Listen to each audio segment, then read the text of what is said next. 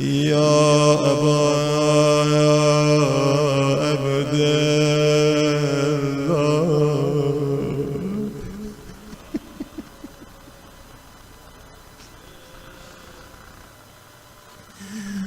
حزين يا أبا عبد الله لقد عظمت الرزية وجل وعظمت المصيبة بك علينا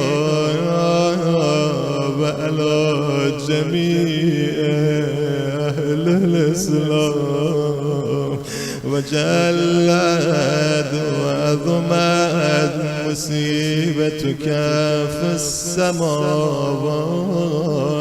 على جميع أهل السماوات فلعن الله أمة أسست أساس الظلم والجور عليكم أهل البيت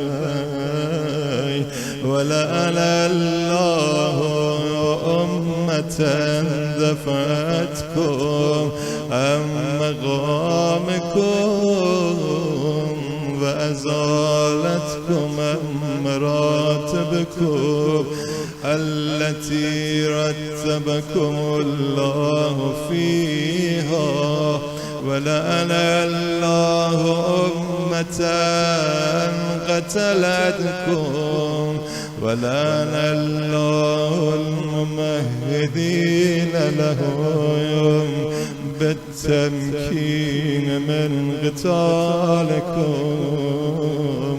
برئت إلى الله وإليكم منه ومن أشيائهم وأتباعهم وأوليائهم هم بهم يا أبا عبد الله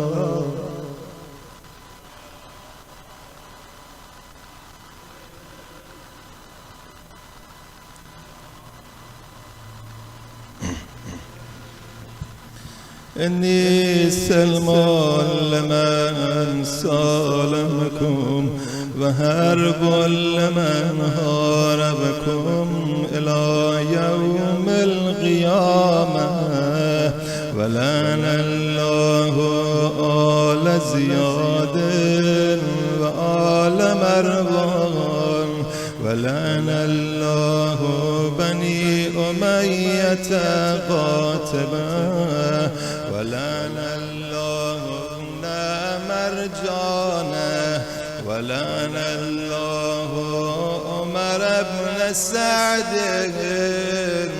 ولعن الله شمرا ولعن الله أمة أسرجت والجماد وتنقبت لقتالك بأبي أنت وأمي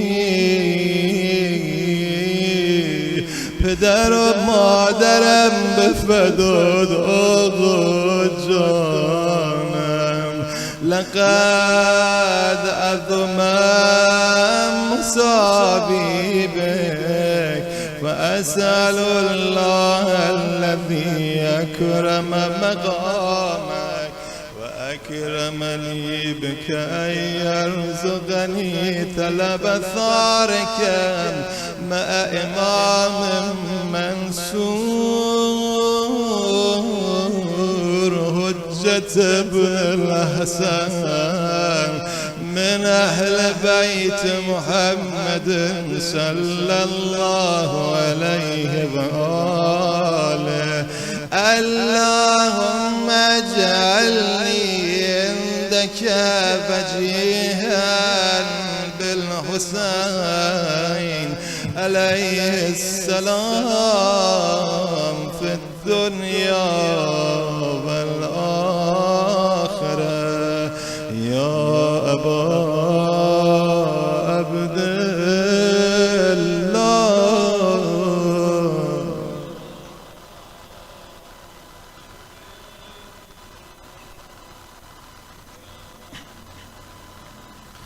إني أتقرب إلى الله وإلى رسوله وإلى أمير المؤمنين وإلى فاطمة وإلى الحسن وإليك بموالاتك وبالبراءة ممن أسس أساس ذلك وبنى عليه بنيانه وجرى في ظلمه وجوره عليكم وعلى أشيائكم برئت إلى الله وإليكم منهم وأتقرب إلى الله ثم إليكم بمبالاتكم ومبالاة وليكم وبالبراءة من أعدائكم والناصبين لكم الحرب وبالبراءة من أشيائهم وأتباعهم. إني سلم لمن ظلمكم وحرب لمن حاربكم وبلي لمن والاكم وعدو لمن عاداكم. فأسأل الله الذي أكرمني بمعرفتكم ومعرفة أوليائكم ورزقني البراءة من أعدائكم أن يجعلني معكم في الدنيا والآخرة وأن يثبت لي عندكم قدم صدق في الدنيا والآخرة وأسأله أن يبلغني المقام المحمود لكم عند الله وأن يرزقني طلب الثارين وأن يرزقني طلب ثاركم مع إمام مهدي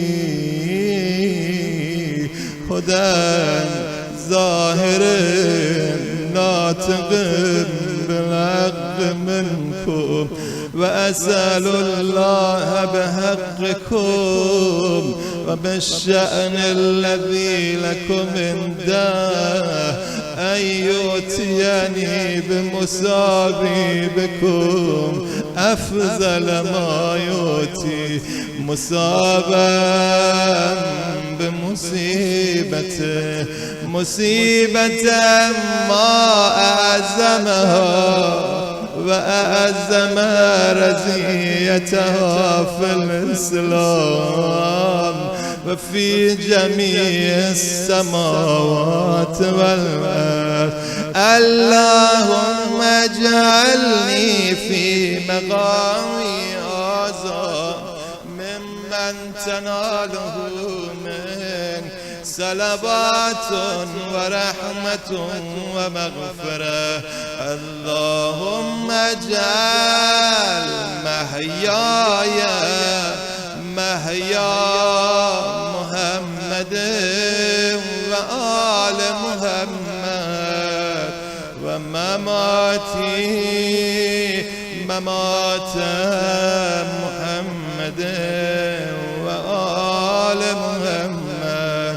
اللهم إن هذا يوم تبركت به بنو أمية وابن آكلة الأكباد اللئين ابن اللئين على لسانك ولسان نبيك صلى الله عليه وآله في كل موطن وموقف وقف فيه نبيك صلى الله عليه وآله.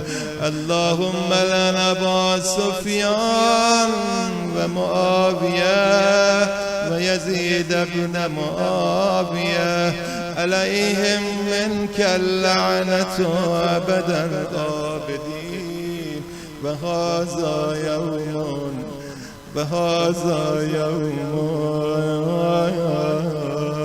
فرحت به آل زياد وآل مروان بقتلهم الحسين صلوات الله عليه. اللهم فزاعف عليهم اللعن منك والعذاب الأليم. اللهم إني أتقرب إليك في هذا اليوم وفي موقفي هذا وأيام حياتي بالبراءة منهم واللعنة عليهم وبالموالاة لنبيك وآل نبيك عليهم وعليهم السلام. اللهم لأن أول ظالم ظلم حق محمد وآل محمد وآخر تاب له على ذلك.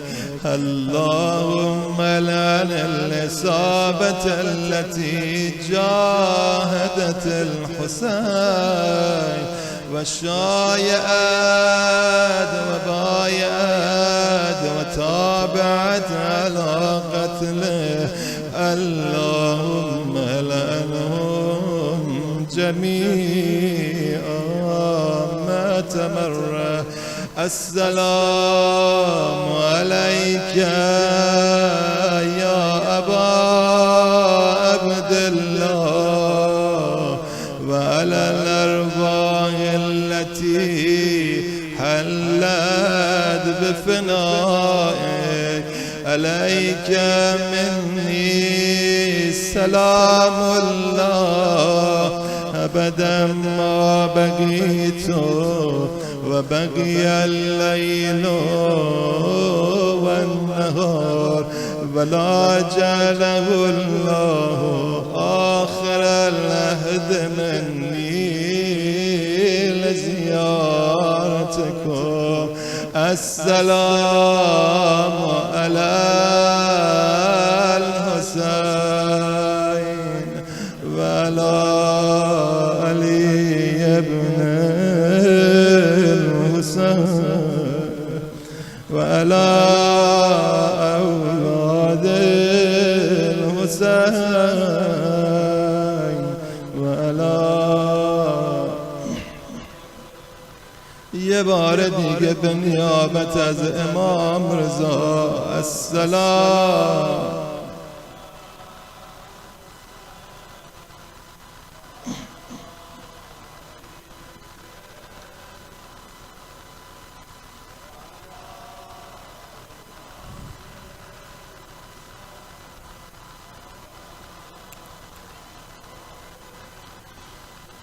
اومد محضر ابی عبدالله.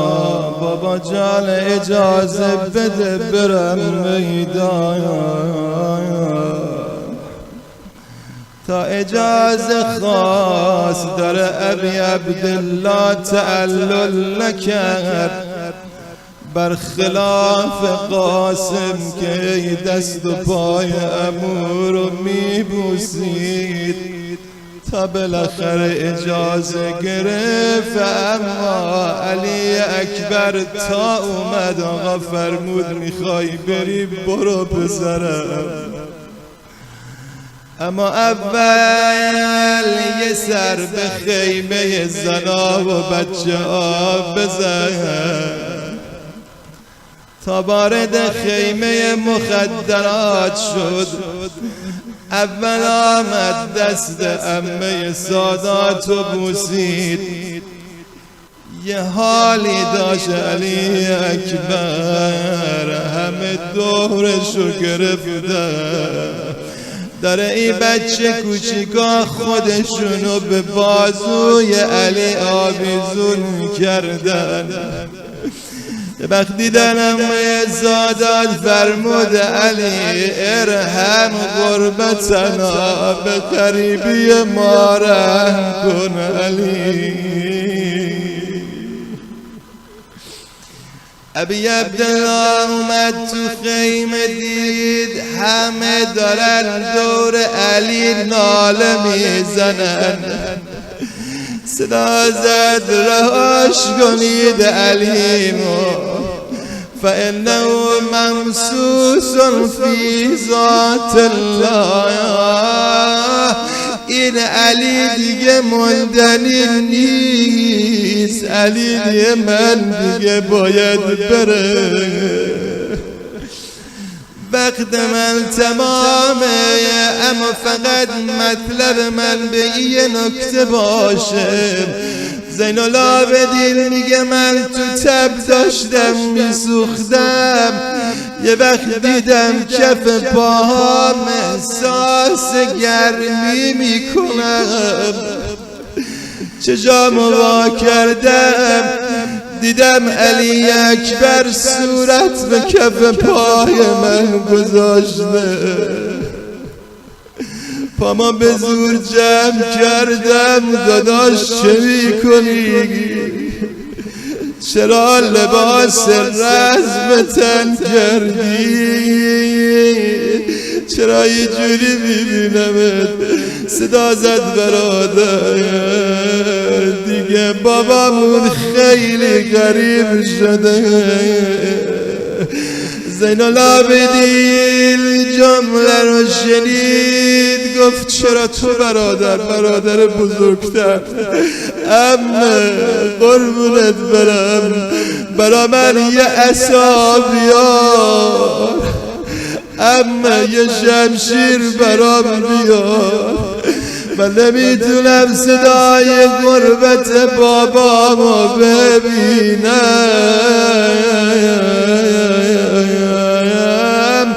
به زحمت علی با بچه ها، با زن ها، با برادر عزیز تر از جانش ودا کرد. اومد از خیمه بیرون، بابا من دیگه آماده رفتنم. فرمود بابا میخوای بری برو، اما یکم جلو را برو من ببینم. خود آقا زره به تن اکبر کرد، اومد سوار بر مرکب بشه. صداش زد بابا میای پایین، من کلاه خودتو درست کنم. کلاه خودش رو مرتب کرد، دوباره میخواد سوار بر اسب بشه. بابا میای پایین من زرتو محکم کنم. هی حسین بهانه جور میکرد بیشتر اکبر رو ببینه.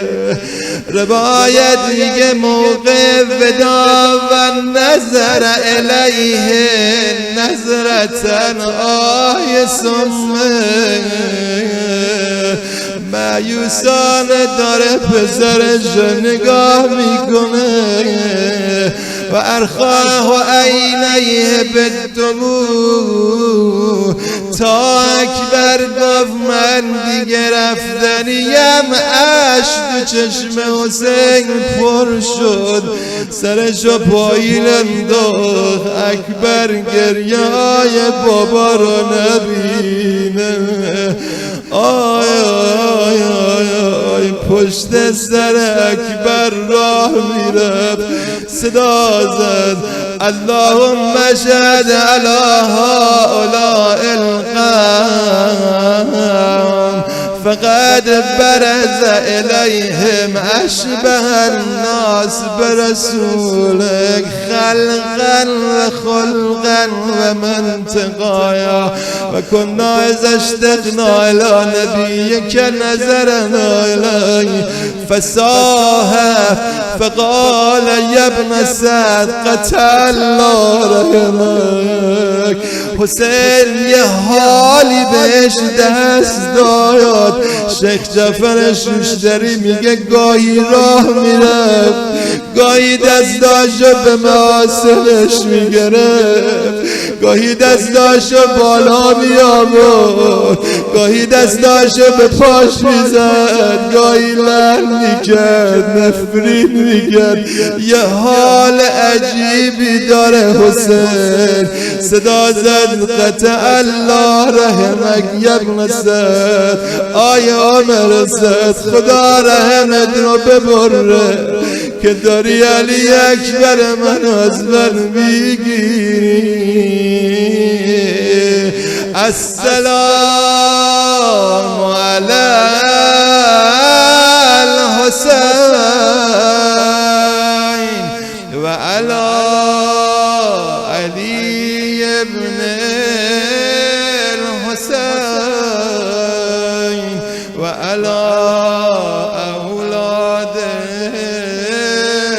الحسین و علی اصحاب الحسین اللهم خص انت اول ظالم بالله مني وابدأ به اولا ثم لعن الثاني والثالث والرابع اللهم لعن يزيد خامسا ولعن عبيد الله بن زياد وابن مرجان وعمر بن سعد وشمرا وآل أبي سفيان وآل زياد وآل مروان إلى يوم القيامة اللهم لك الحمد حمد الشاكرين لك على مصابهم الحمد لله على عظيم رزيتي اللهم ارزقني شفاعة الحسين يوم الورود وثبت لي قدم صدق عندك مع الحسين وأصحاب الحسين الذين بذلوا مهجهم دون الحسين عليه السلام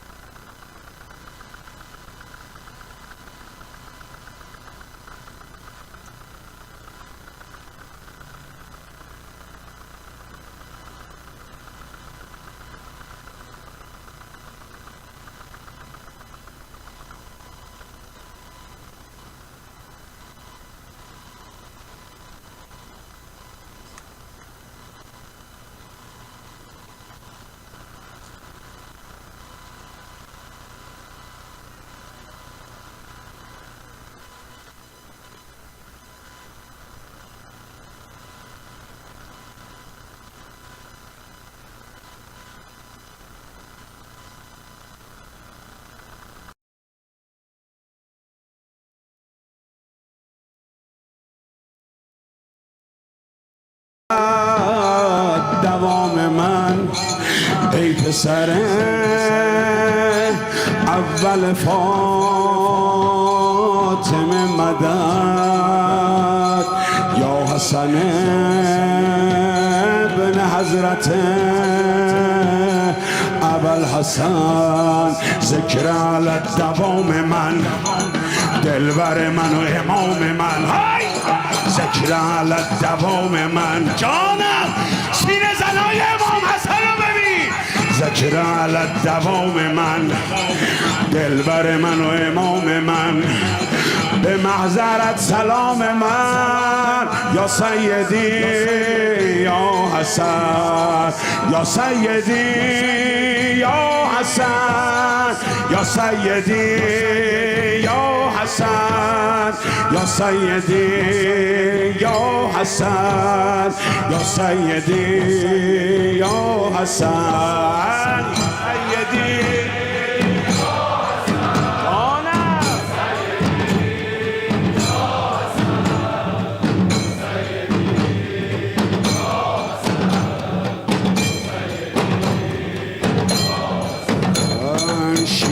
شیر زاده شیر خدا، شیری و شیر زاده شیر خدا، حک شده اسمت روی شمشیر خدا.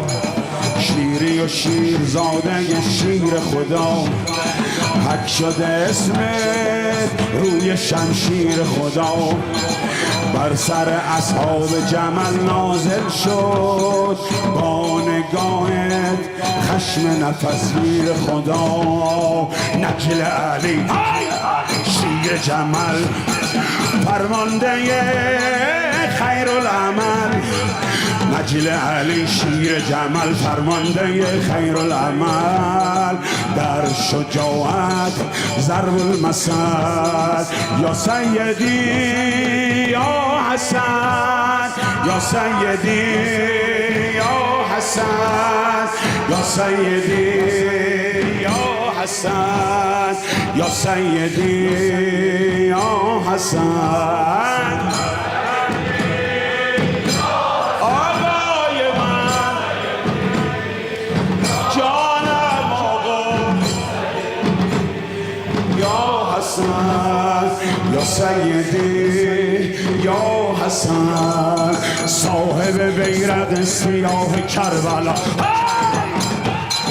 صاحب بیرق سیاه کربلا، بانی موکبای راه کربلا.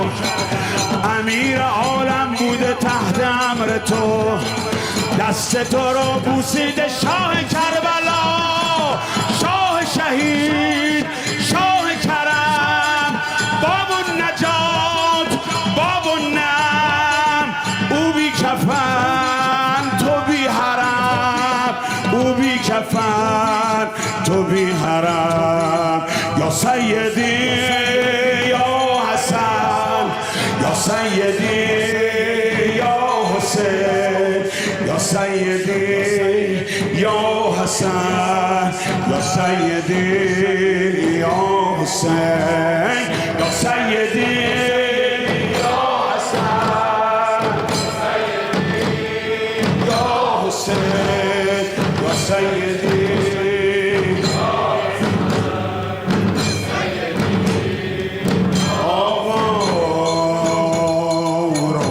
تو راز دل محرمه، ای که تویی محرم راز فاطمه. یا حسن، یا حسن، یا حسن، یا حسن.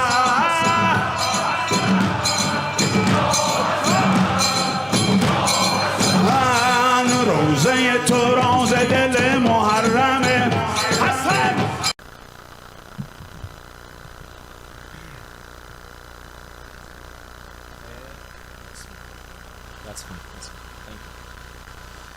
أعوذ بالله من الشيطان الرجيم.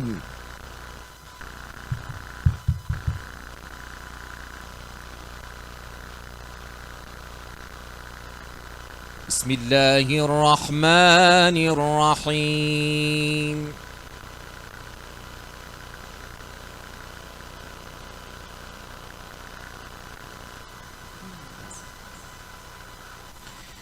والشمس وضحاها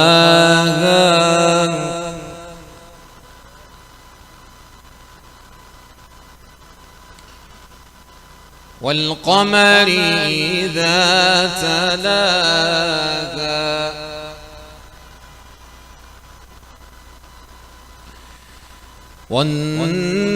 والنهار إذا جلاها والليل إذا يغشاها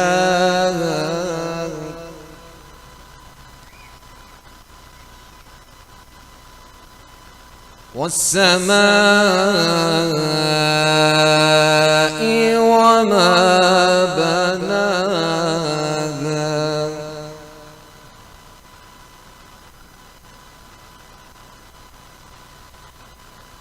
والشمس وضحاها والقمر إذا تلاها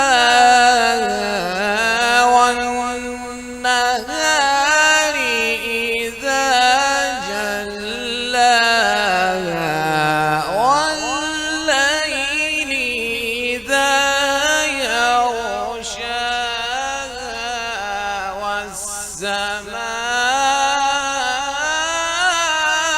والسماء وما بناها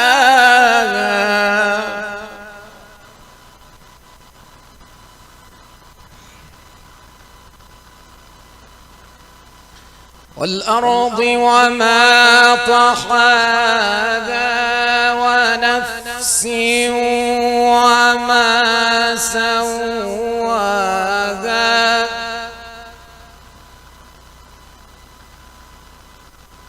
فألهمها فجورها وتقواها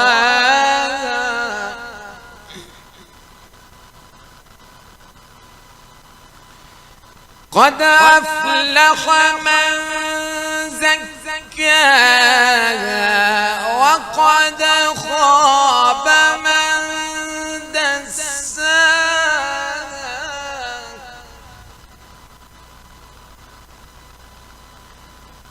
كذبت ثمود بطغواها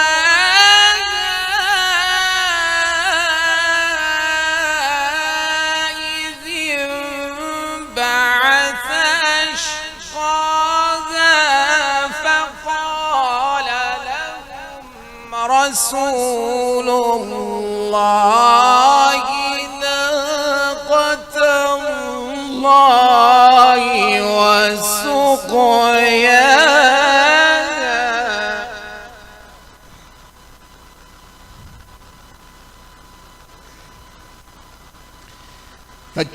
فكذبوه فعقروها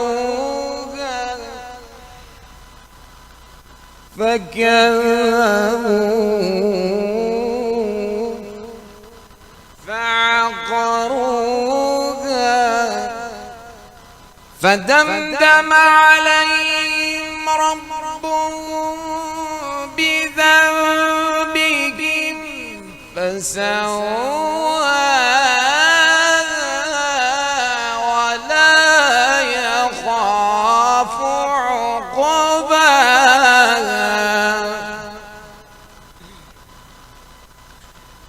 بسم الله الرحمن الرحيم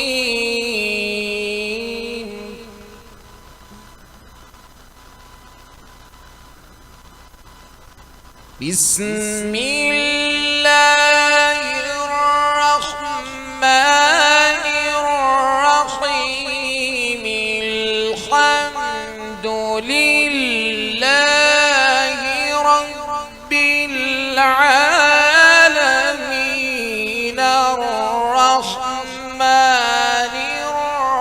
الرحيم مالك يوم الدين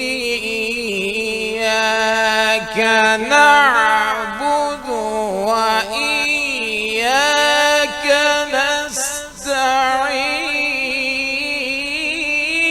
نستعين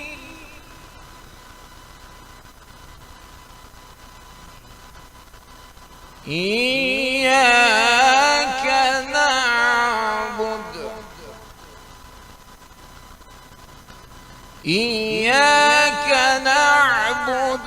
وإياك نستعين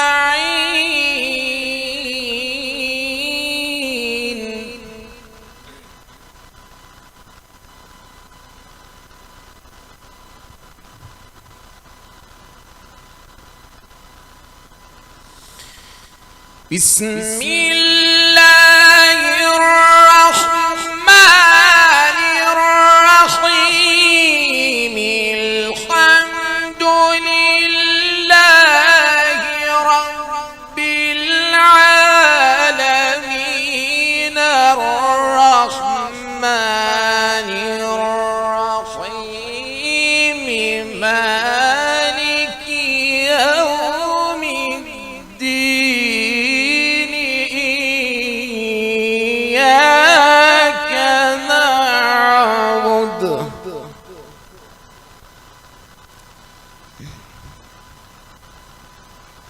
إياك نعبد وإياك نستعين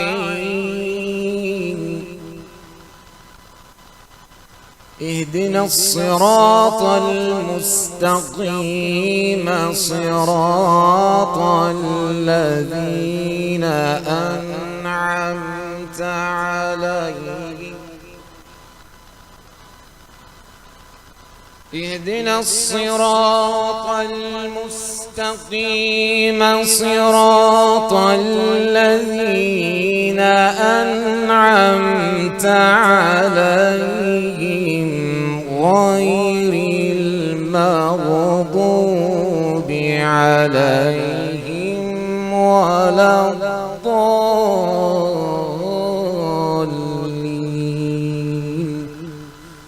صدق الله العلي العظيم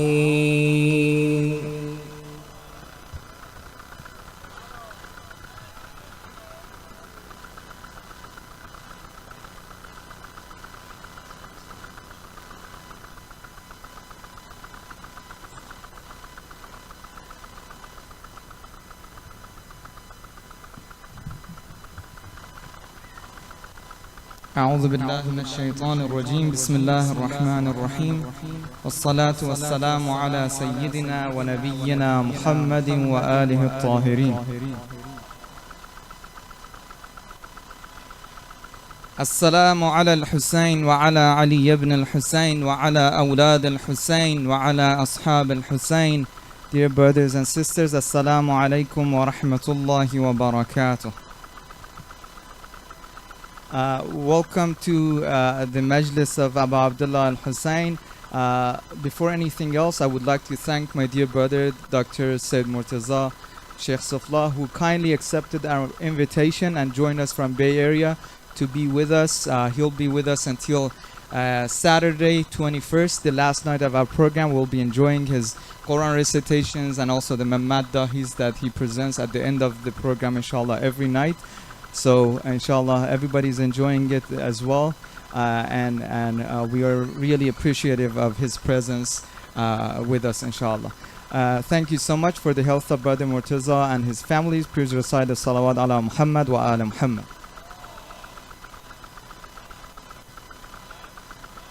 I also want to thank all of the volunteers. You may not know, I don't know if I should list the names, but it's a quite long list of people, brothers and sisters, who help us every night to set up the tent, the majlis, the audio, the lights, everything else, the TV, and then they're here until late night collecting and cleaning up. So may Allah subhanahu wa ta'ala bless them all and protect them, and may Allah accept from all of them. For all of those folks who help us and volunteer to help us with this majlis, please recite another salawat ala Muhammad wa ala Muhammad.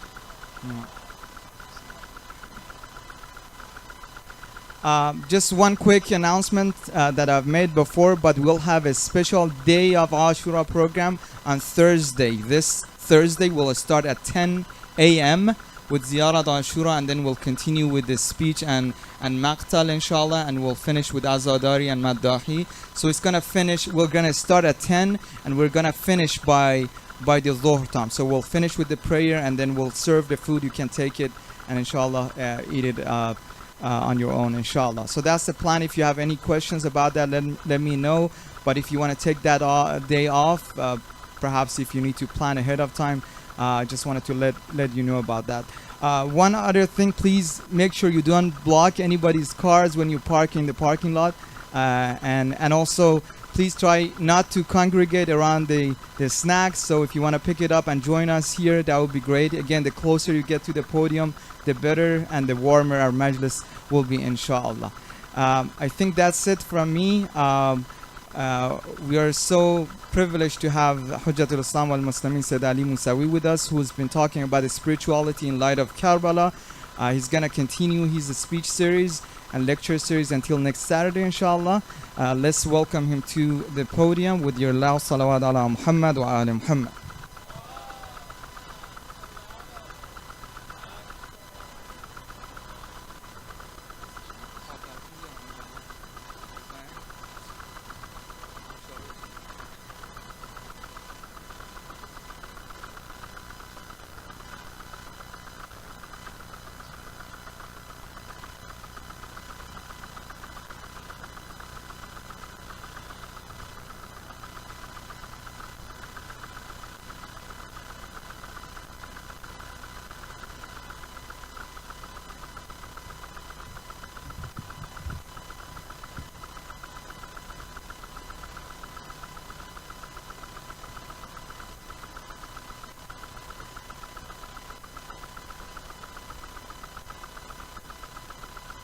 صلوا على محمد وآل محمد.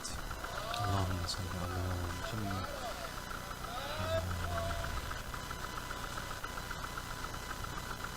أعوذ بالله من شر الشيطان الرجيم. بسم الله الرحمن الرحيم.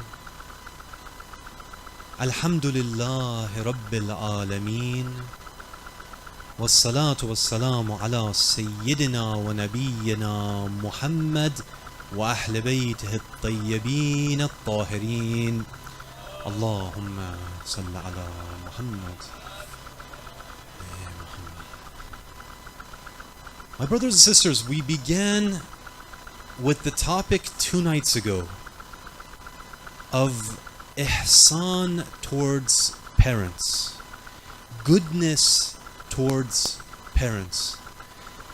And one of the things that we went over was the idea that when pursuing the spirituality, when pursuing that idea that we are trying to get closer to Allah, there are some things which Allah has given to us and He has literally placed within our homes or very close to us, that if we tap into those things, then we will be blessed both spiritually as well as materially beyond our wildest expectations, beyond our wildest dreams. Many times we go after different things, thinking that these are going to be the sole means of our spirituality, and we neglect other things which are extremely valuable as well. Last night I was almost finished with the topic of ihsan towards parents, but I had 2 small points that I wanted to mention before moving on to tonight's topic. And the reason why it was important that I mention last night's continuation is that there may be people in this audience that when I was speaking about this huge spiritual blessing, this huge spiritual potential which Allah has given, some people might be thinking that, well, my parents, they've passed away, and so I don't have this opportunity anymore. I don't have the ability to be good to my parents. I wanted to mention a point here, my brothers and sisters, that as our parents are getting older, that opportunity is slowly coming to an end. As they age, as they weaken, that opportunity of serving them is gradually coming to a close. But that is actually the golden time which Allah has given to me and you to serve them. But living in a society like this, it may take a little bit of planning. It may take a little bit of preparation if we are to actually be able to serve our parents, to help our parents when they get old. Because the reality is that when we look at the United States, there is a certain culture in place. The entire society, it rotates around a certain idea. And that idea of individualism, that idea of when people get old, leaving them aside, not helping them, they're now a burden. It's difficult for us to overcome that culture. I wanted to mention 2 points here which are very important. When we are planning ahead that our parents are getting older and the time is soon going to come when we can serve them, one of the important things which actually prevents this is something that very few people think about. And that is architecture. Architecture. Now you might be wondering, what am I talking about? When you go to the Middle East, one of the things that you notice is that homes are designed in a certain way where if you wanted to bring your parents into your house, you were able to do so. It wasn't that big of an issue. But when we look at the architecture of the homes in the United States, what kind of homes do they typically sell? They're called single-family homes. And there's a reason why they're called single-family homes. If you bring in another family, you're going to last a few days before you both begin to fight with one another. Everyone is going to be in one another's hair. Architecture, my brothers and sisters, the type of homes that we live in, and we can plan ahead for this potentially, it becomes a huge stumbling block to whether we can actually bring our parents into our homes or not.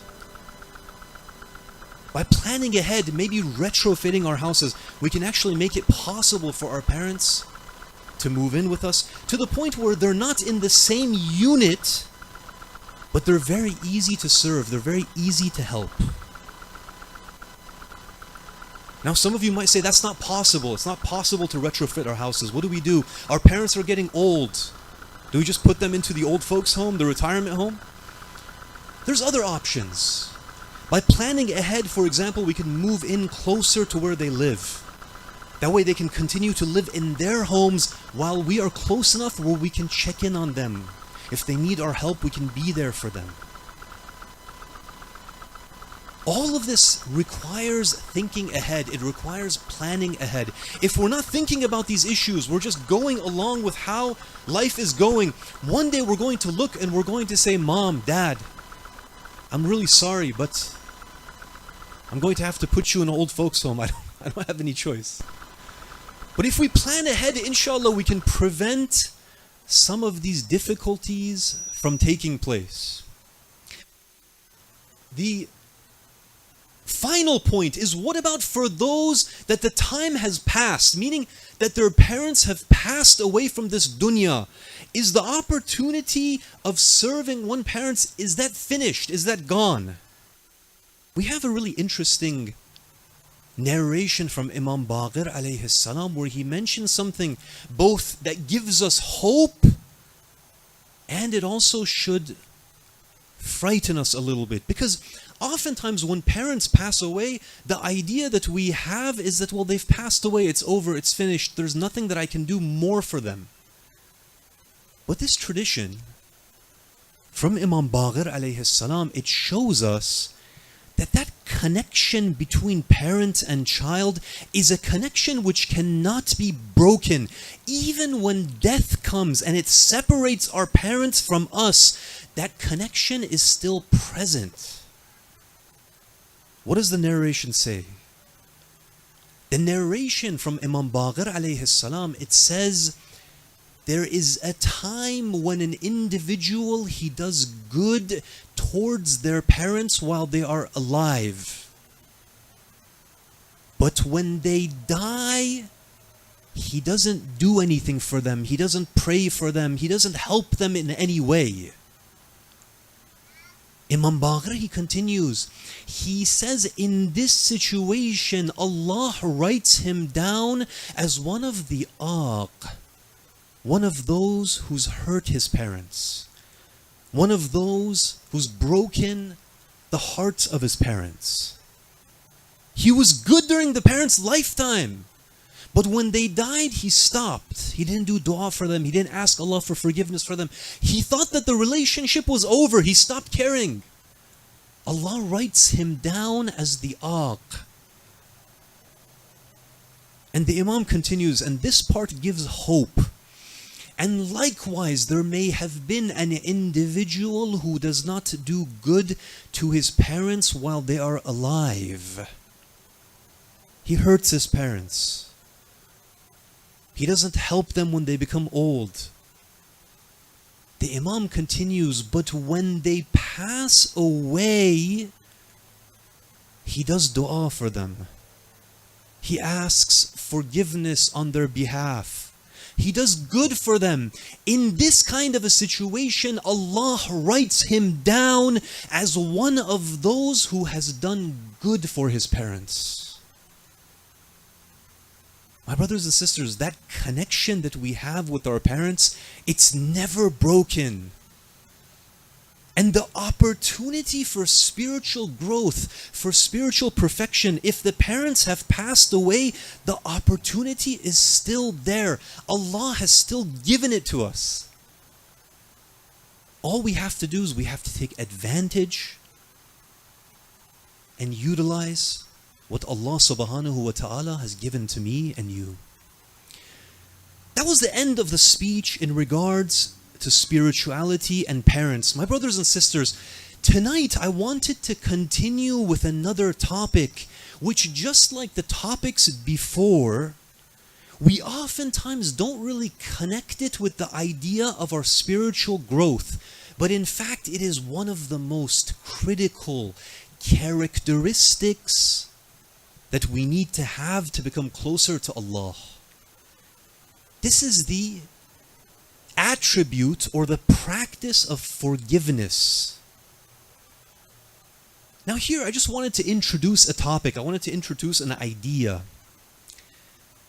Every day that goes by, all of you are Ahl Namaz. All of you are people who pray. Every day, from the time that you wake up until the time that you go to sleep, we are engaged in these daily prayers. And within these daily prayers, my brothers and sisters, we recite the Surah Fatiha at least twice in every prayer.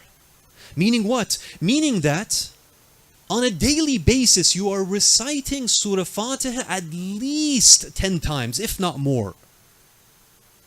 Within Surah Fatiha, there is a verse which we recite over and over again. And the verse is in fact a type of dua. We are asking Allah to give us something. What are we asking? In this verse, we recite اهدنا الصراط المستقيم. You're all familiar with it. We recite, Ya Allah, guide us to the straight path. Now the question I wanted to pose today, and we're going to use this to go into this idea of forgiveness, is when we ask Allah to guide us on the straight path, what are we really asking Him for?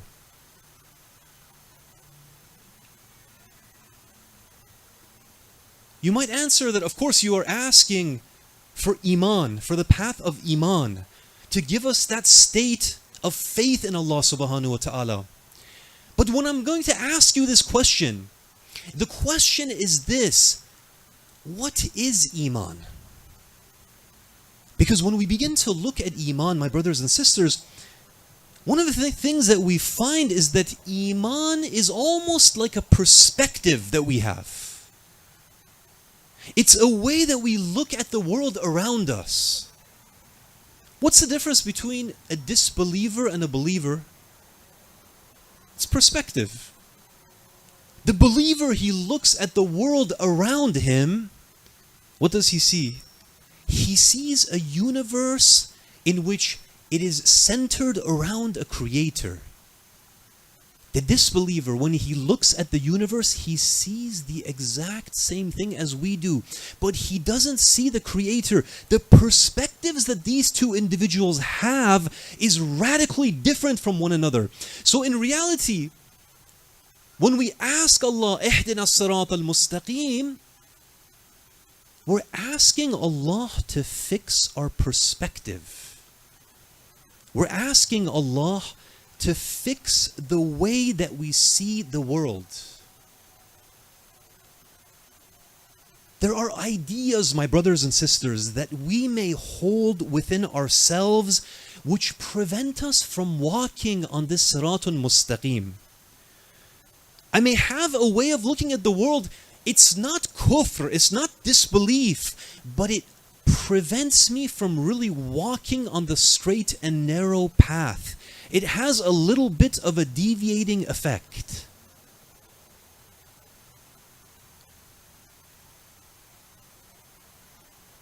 If I'm not able to see the world through the correct perspective, then it's not going to allow me to walk on that siratun mustaqim. For example, if I'm an individual that is suspicious, I'm very negative about the world around me, I tend to look at everyone with a little bit of suspicion. If I'm trying to walk on that path of spirituality, I'm trying to get closer to Allah, am I going to be able to really walk on that path? The answer is not really. Because I'm going to be suspicious about everyone. That's my perspective. When I look at Allah, I'm going to be a little bit suspicious about Him as well. When it comes to the believers, I'm going to be a little bit suspicious about them as well. I might do a little bit of ghibah. I might do a little bit of slander. I don't know what these people are thinking. They're looking at me kind of funny. If when I look at the world around me, I see the world as limited, and as a result, I lack generosity. I don't have the characteristic, the perspective of generosity. Now I want to become closer to Allah. Am I going to be able to become closer to Allah if I'm looking at the world without this idea of generosity? You know what's interesting? When we look at the idea of Allah being generous, one of the things that the ahadith mention a little bit is that if you want Allah to be generous with you, then you need to inculcate the value of generosity within yourself. It's as if you want the generosity of Allah to flow within you, you have to be generous yourself. The individual that's miserly, he's not able to manifest the blessings of Allah. You see, my brothers and sisters, when we ask Allah, Ihdina as-sirat al-mustaqim, in reality we are asking Allah to fix all of these little issues that we have in our minds. These issues of perspective, these issues that are not allowing us to really progress in the way that we want to. Now, when we go into this idea of forgiveness, and forgiveness, by the way, is one of these critical characteristics and ideas that we have to have within us. When we look at the idea of forgiveness, my brothers and sisters, one of the things that we find is that the Ahlul Bayt were people of unbelievable forgiveness. When we look at the stories of the Ahlul Bayt, the way that they behaved towards the people around them, it's unbelievable, it's amazing, it's inspirational for us. One of the things that our communities, they suffer from just a little bit is that we're not really able to forgive one another. Sometimes we make mistakes towards one another. We hurt one another, either with our tongues or with our actions, but we're not able to let it go. We're not able to forgive. One of the things that we find from the Ahlul Bayt is that they were the most forgiving of the people. My brothers and sisters, I'm going to pose to you a question tonight. And the question is this: why were the Ahlul Bayt forgiving to this degree? Now, of course, you're going to say it's because they were the Ahlul Bayt. But that isn't a good enough answer. Others are going to say, well, it's because the mission which Allah had given to them, that mission of guiding people, if you're going to try to guide people, you have to be forgiving. If you're not forgiving, if every time someone says something to you, you don't forgive them, you're going to soon be left with no mission. No one is around you. But my brothers and sisters, there's another point which goes back to why the Ahlul Bayt, as this insan kamil, this perfect human being, there was another reason why the Ahlul Bayt were so forgiving. I want you to hold on to this question in your minds right now, and inshallah at the end of the lecture, we're going to come back to this issue and we're going to answer it.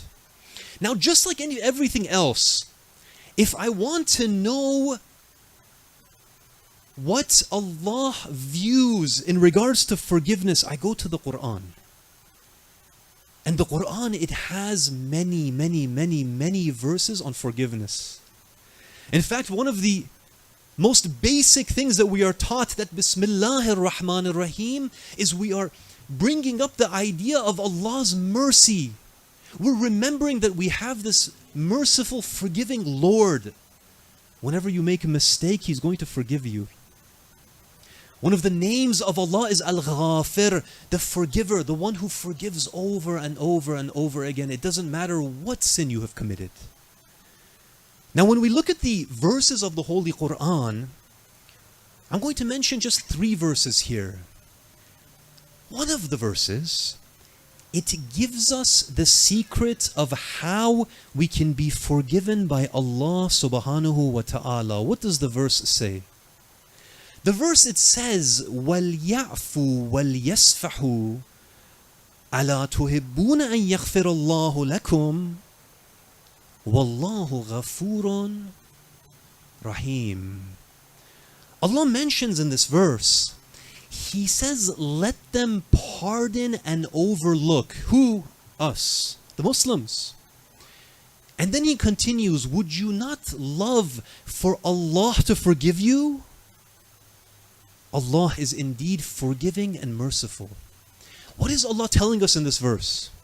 Allah in this verse, He's telling us that if you want Allah to forgive you for your many sins, your many lapses, then show that same level of forgiveness towards people.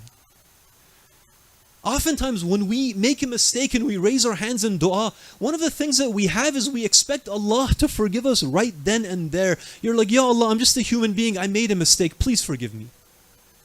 But when a believer makes a mistake towards us, we become very harsh. We're like, well, I'm never going to forgive you. That one day at the masjid, you didn't say salam to me, I'm never going to forgive you. I'm going to take this to the grave with myself. Sometimes this is how we behave. But Allah gives us the secret. If you want Allah to look at you with mercy and forgiveness, then manifest that perspective with others. Be like that with others, and Allah will be like that with you. In another verse of the Holy Quran, the Quran, it says, وَإِنَّ السَّاعَةَ لَآتِيَةٌ. It's a strange verse. Allah says, indeed, the hour is coming. Which hour? It's the day of judgment. Allah is saying that soon you're going to see the day of judgment. It's coming towards you. And then the verse continues, فَاسْفَهِ السَّفْحَ الْجَمِيلِ. So forbear with a graceful forbearance. Sometimes, my brothers and sisters, we get so stuck in the moment, in the day-to-day issues that we're having, the problems that we're having, the conflicts that we're having, that when someone does something against us, we're so micro-focused on that we can't forgive them. Allah is opening up the universe for us. He's saying that very soon you are going to be standing before me on the day of judgment. I'm going to be judging each and every one of your mistakes that you have made. Be a little bit forgiving when it comes to the mistakes of your brothers and your sisters. When we open up our perspective, when we see ourselves, each and every one of us, we are going to be standing in front of Allah on that day of judgment. He's going to be asking us about what we have done and what we have not done. He's saying, remember that day. And be a little bit forbearing, be a little bit forgiving, cover up the faults of one another. In another verse, my brothers and sisters, Allah subhanahu wa ta'ala, He describes the characteristics of the believers. We really want to know that what are the characteristics of the mu'min in the eyes of Allah? If we are thinking of a believer, what kind of characteristics, what kind of behavior does the believer have? This verse, it goes and it describes some of them. It says, الَّذِينَ يُنْفِقُونَ فِي سَرَّاءِ وَالضَّرَّاءِ. Number 1, those who spend in ease and adversity. Meaning what? Meaning those who give charity when times are good, the money is flowing, as well as the times when times are tough. The door is closing. You're feeling the squeeze. You know, the Ahlul Bayt, one of the beautiful things that we have from them is that when they were down to their last dinars, their last dirhams, in today's language, their last dollars, one of the things that they were very careful to do is they would take that amount and they would give it in charity. And sometimes their servants, they would say, Ibn Rasulullah, this is the last money we have. They would say, it's okay, this opens doors. When you give in the way of Allah, Allah gives you back 10-fold, 100-fold, 1,000-fold. We usually do the opposite, right? If we're down to our last 100, we guard that $100 like nothing else. We're so careful, every penny is being counted. The Ahlul Bayt were the opposite. This is number 1. الَّذِينَ يُنْفِقُونَ فِي السَّرَّاءِ وَالضَّرَّاءِ. Number 2. وَالْكَاظِمِينَ الْغَيْظَ.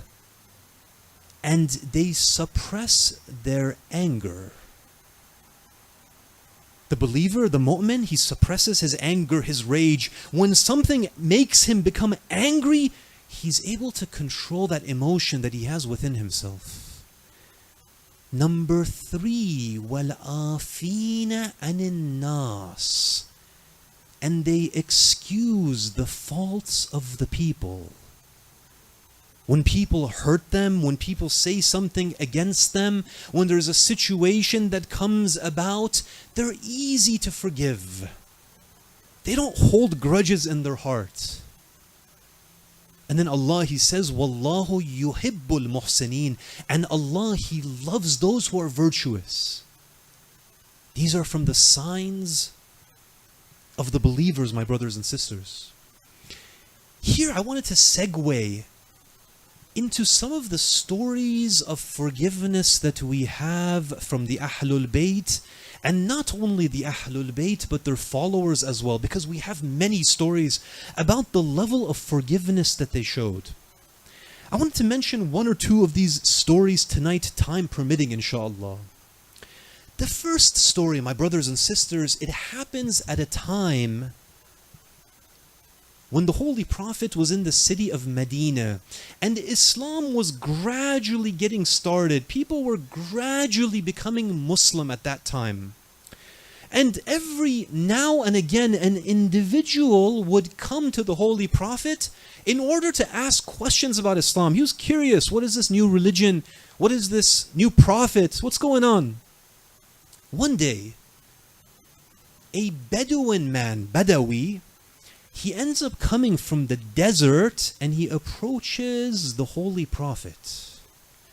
Now, in the narration, it says that he comes and he sits in front of the Prophet and his companions, and he has a sword with him as well as a lizard which is sitting on his lap.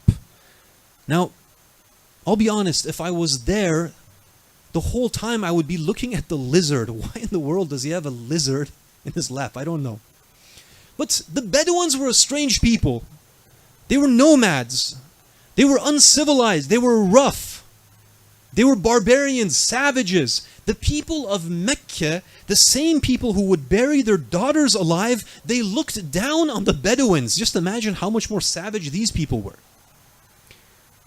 The Bedouin man, he comes in front of the Prophet. Does he have questions about Islam? No. He begins, Ya Muhammad. Allahumma recite salawat. Allahumma salli ala Muhammad wa ali Muhammad. Although this Bedouin man, he's not reciting any salawats. I was going to go into a tirade.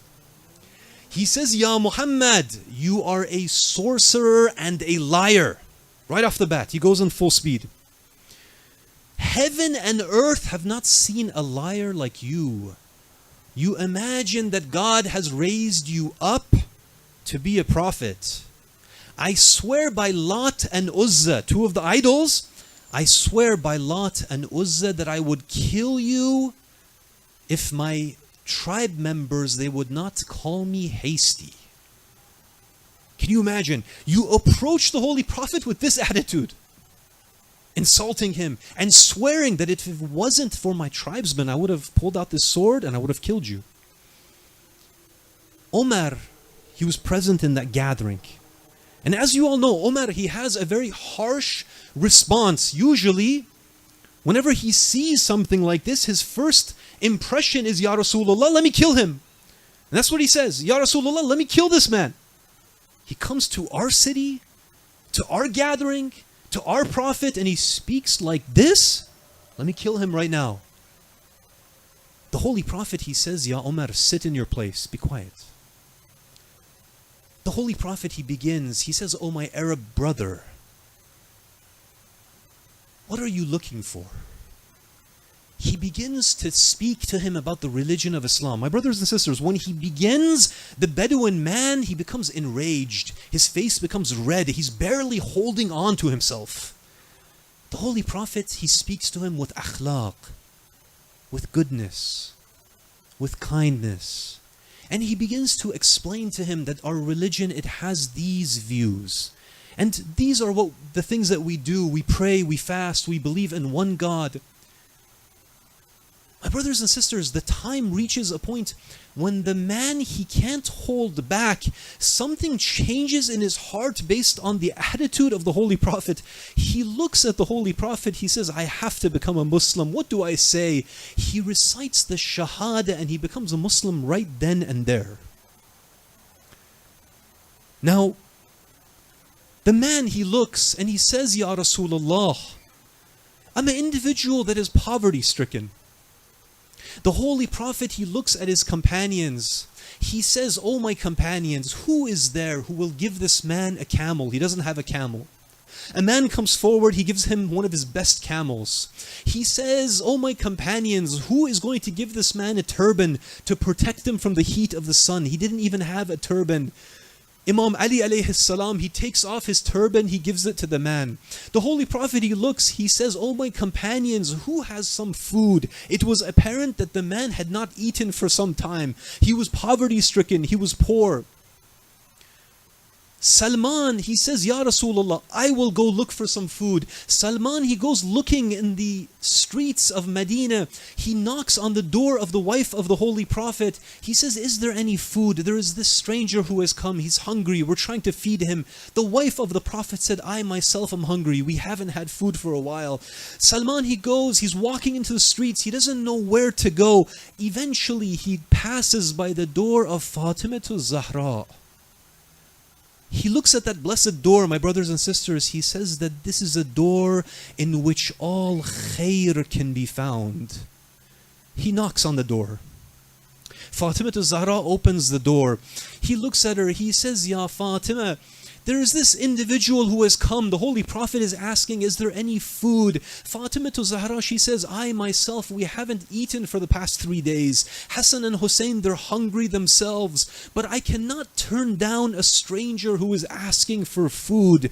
She says, I have this dress. Take the dress and go to Shamun, go to Simon. He was a Jewish individual who would take items and he would give you money in place. You would take a deposit and he would give you money until you could pay it back. She says, take this dress to Shamun, give it to him as a deposit, buy some barley and dates. My brothers and sisters, he goes to Shamun. He gives Shamun the dress of Fatima to Zahra. Shamun looks at the dress. He says, whose dress is this? I haven't seen this kind of behavior before. Salman explains the story. Shamun, he looks at Salman. He begins to cry. He says, Ya Salman, this is the same ethics, the same akhlaq, the same behavior that Musa taught us in the Torah. Your religion, it has to be the right religion. Where did you learn this from? Shamun accepts Islam. He says the Shahada. He gives the barley and the dates to Salman. Salman takes it back to Fatima to Zahra. Fatima to Zahra grinds it. She makes bread from it. They bring back those bread and the dates and they give it to this individual who had just converted to Islam. The individual, he stays in Medina for a period of time. Eventually, he makes his way back to his tribe of the Bani Salim. He goes back to the Bani Salim, my brothers and sisters. He stands in front of his people. He says, oh my people, I have brought you something from Medina. They say, what have you brought? He says, I have brought you Islam from Medina. They say, how dare you? You left to kill Muhammad, to insult Muhammad. You have become a Muslim. They pull out their swords. They're getting ready to kill this individual. He says, let me explain first. He begins to explain, my brothers and sisters. He's going over what Islam is. The tribesmen, they gather. They're surprised. They're shocked. They're listening about the forgiveness of the Holy Prophet. They're listening in regards to his generosity, his akhlaq, the teachings of Islam. Eventually, more people gather, more people come. My brothers and sisters, eventually, all 4,000 members of that tribe, they accept Islam because of this one individual. Imagine, how easy would it have been for the Prophet to react harshly, to insult the individual who insulted him?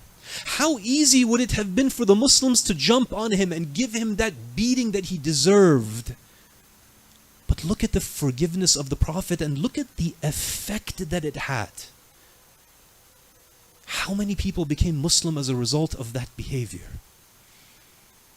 How many people changed their very lives as a result of that behavior?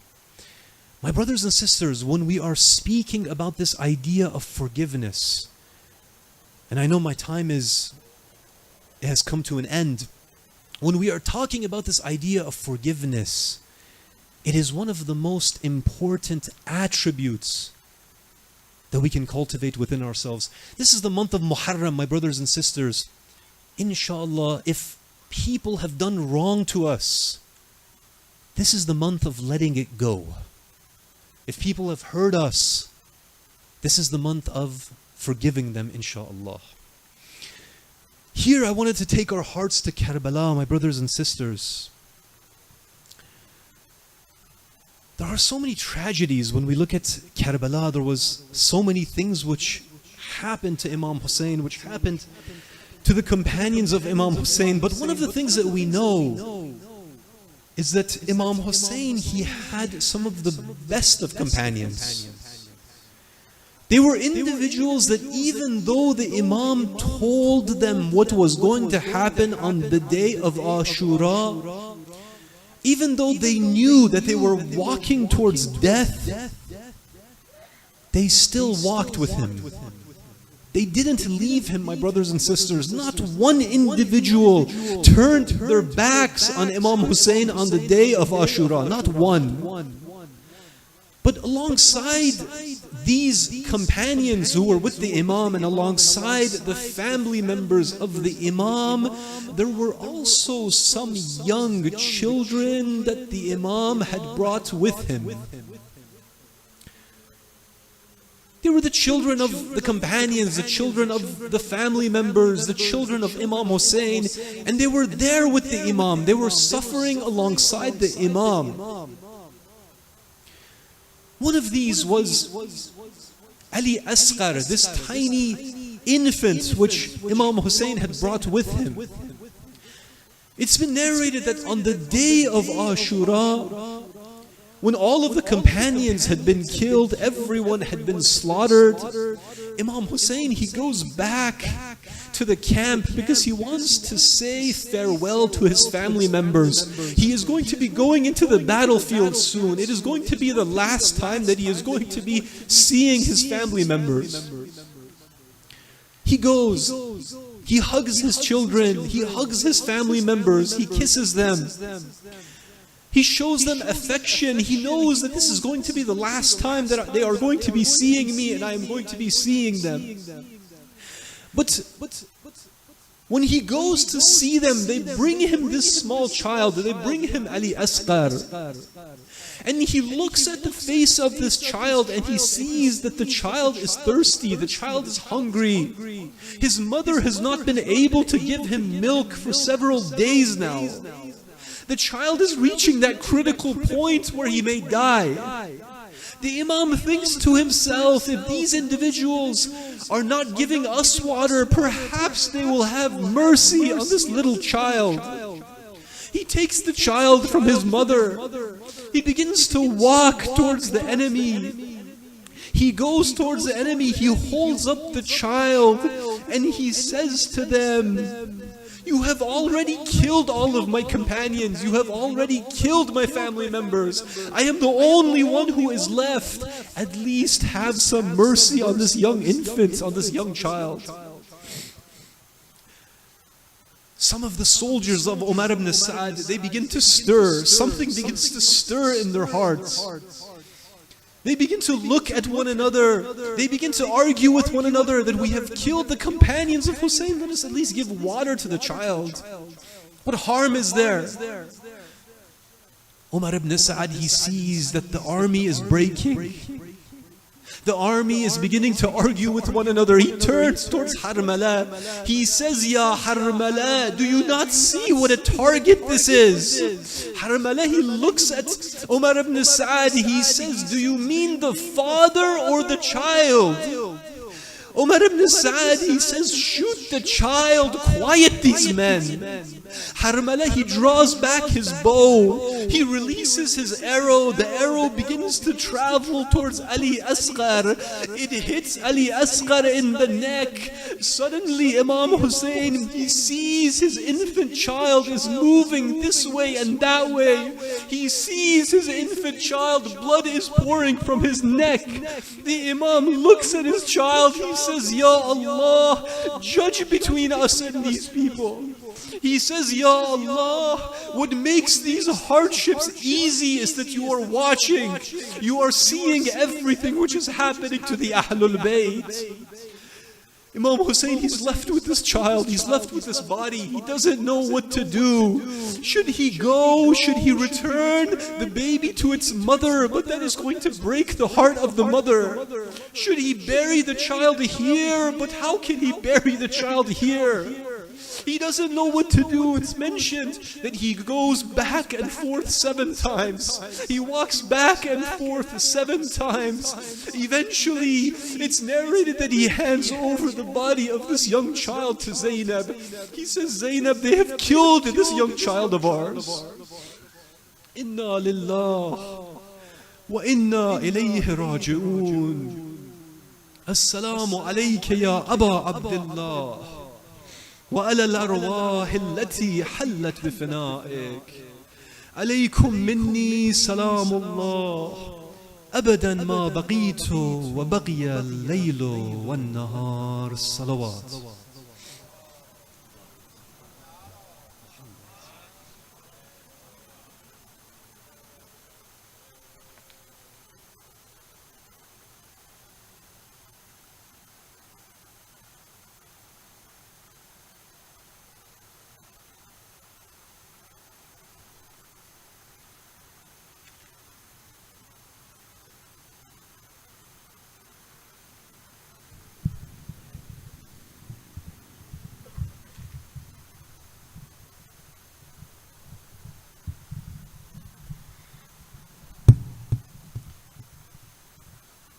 خوشنودی قلب نازنین آقامون صاحب العصر و الزمان، یه صلواتی عنایت بفرمایید.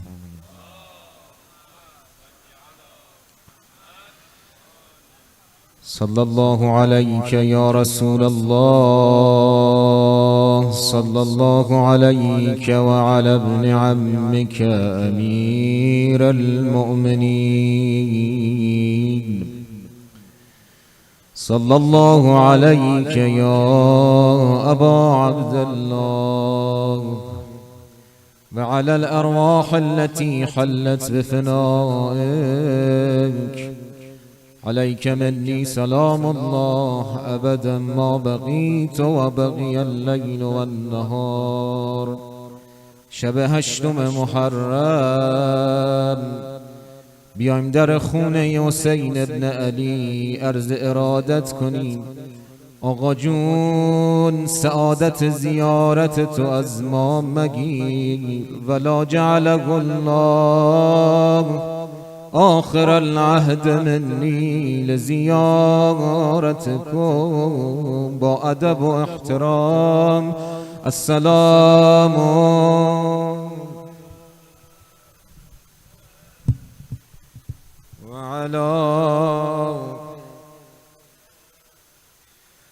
وعلى أولاد الحسين.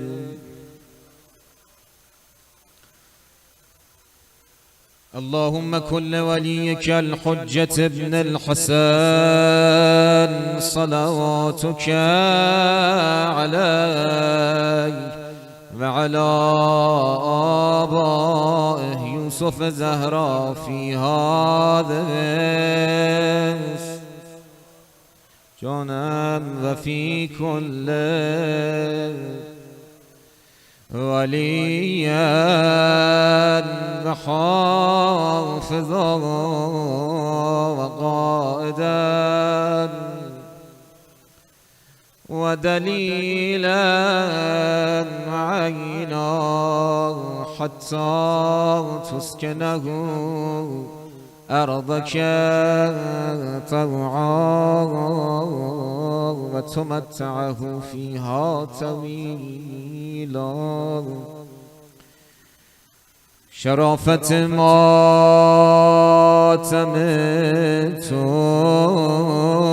ماتمتم تشریفات والای علی اکبر.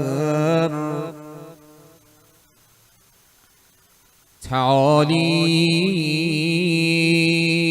شمعی از شأن والای علی اکبر.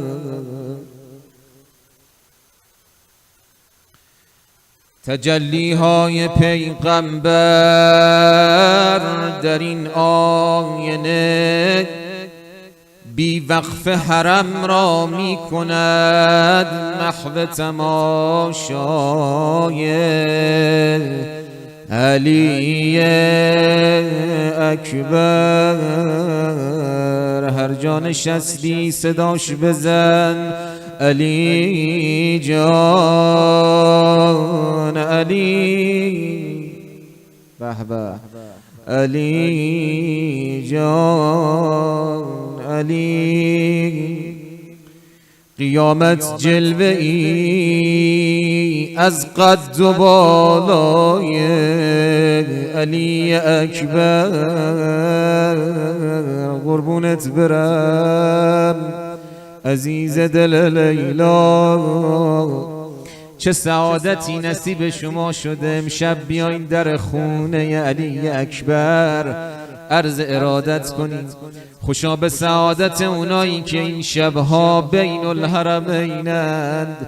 این شبها از خدا بخواین نصیبتون کنه. انشالله زنده باشیم توفیق نصیبمون بشه در بین الحرمین عرض ارادت کنیم خدمت باباش حسین ابن علی. علی اکبر جوانی که خلقا و خلقا و منطقا شبیه به پیمبر. وقتی داشت میرفت سمت میدان، جانم فدای مظلومیتت حسین جان، وقتی داشت میرفت سمت میدان یهو دیدن حسین ابن علی این محاسن مبارکشو گرفته رو دستاش. این حسین همونیه که وقتی علی اکبر اومد اذن بگیره چیزی نگفت، گفت برو پسرم. این عهد و وفای اماما اول از عزیز دلش شروع میکنه. اما وقتی که دید علی اکبر داره میره پشت سرش اشک ماتم ریخت. علی من داره میره علی جانم. خدا ببین اشبه الناس به رسول الله دارم میفرستم میدان. از من امام حسین راضی باش جانم فدایت. هر جا نشستی اسم نازنینشو صدا بزن یا حسین جانم یا حسین.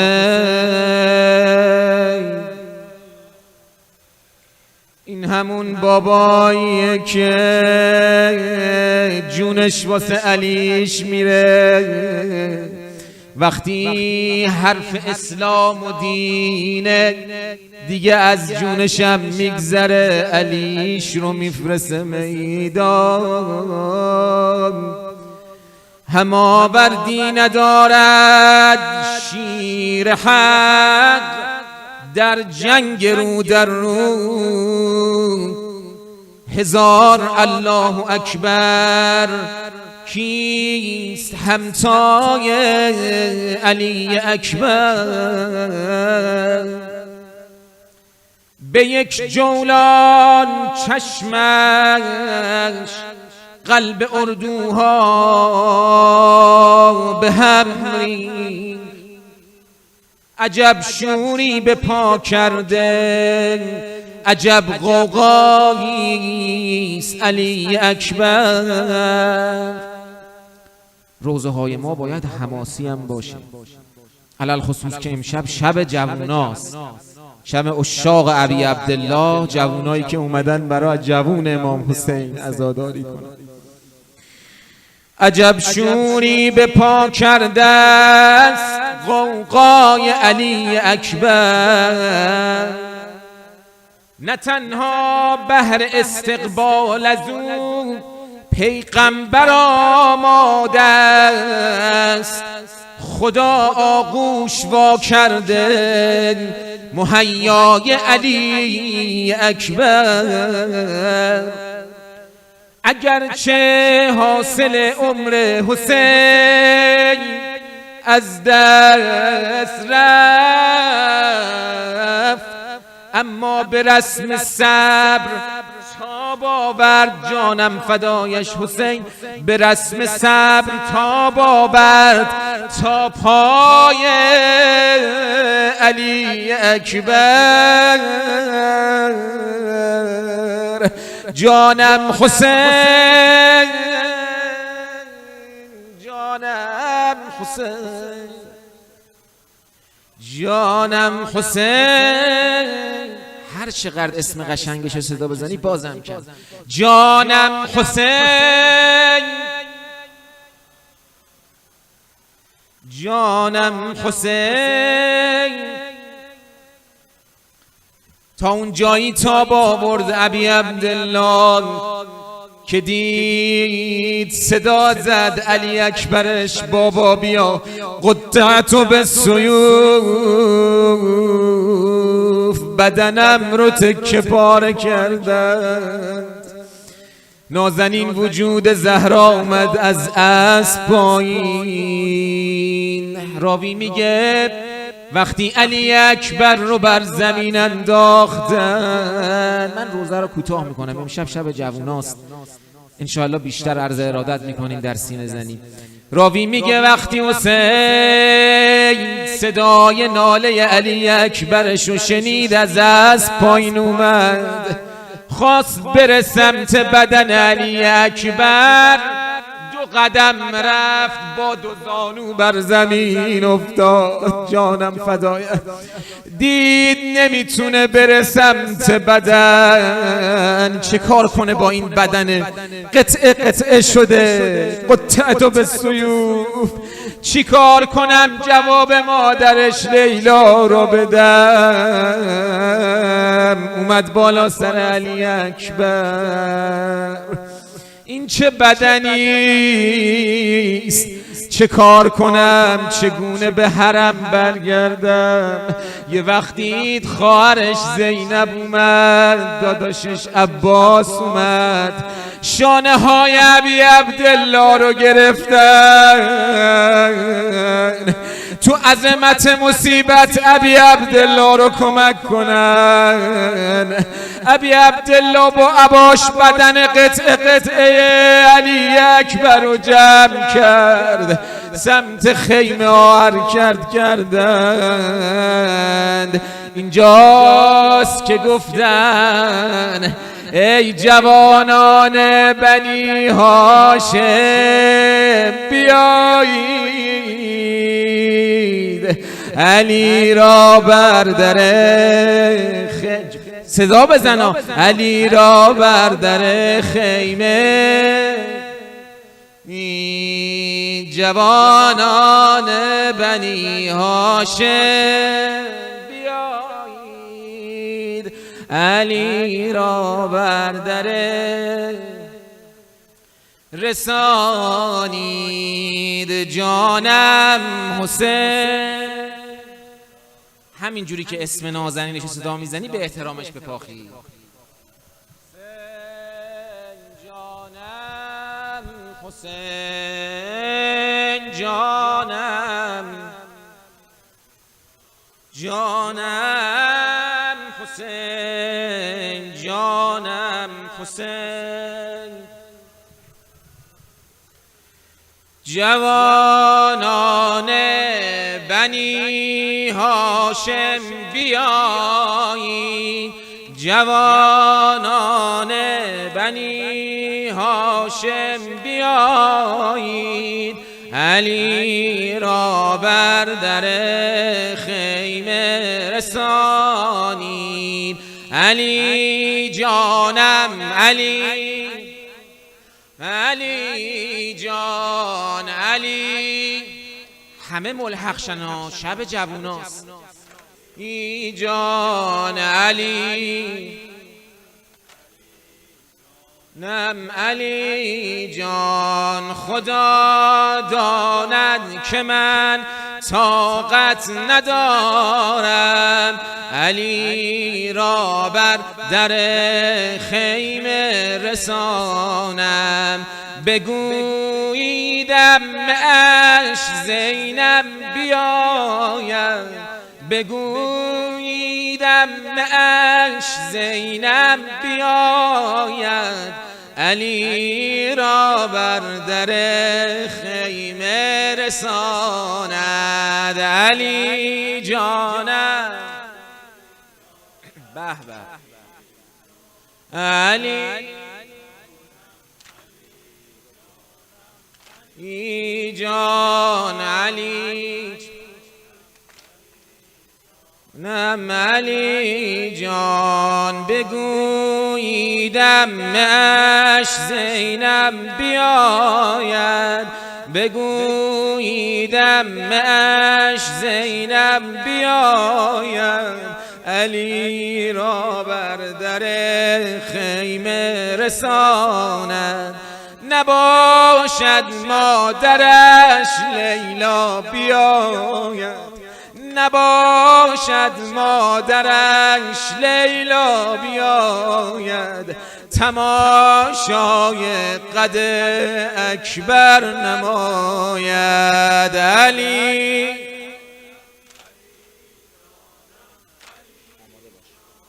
علی جانم جان علی، علی جان مدینه ما درش چشم انتظار است، مدینه ما درش چشم انتظار است، به خیمه عمه‌اش دل بی قرار است، به خیمه عمه‌اش دل بی قرار است. علی جانم علی جانم علی جانم،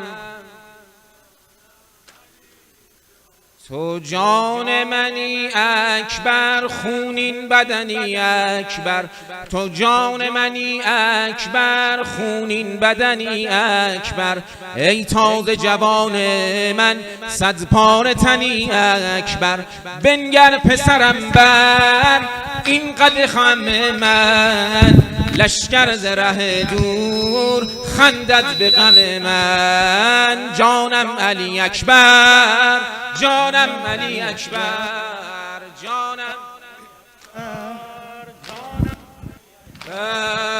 جانم علی اکبر، اکبر بنگر من دل خون را، دل مضطرب و خسته، بنگر من دل خون را، دل مضطرب و خسته، جسم تو پر از خون و فرقد شده بشکسته، قصد تو عزیزم یاری ولی بود، جرمت فقط این بود نام تو علی بود، جانم علی اکبر،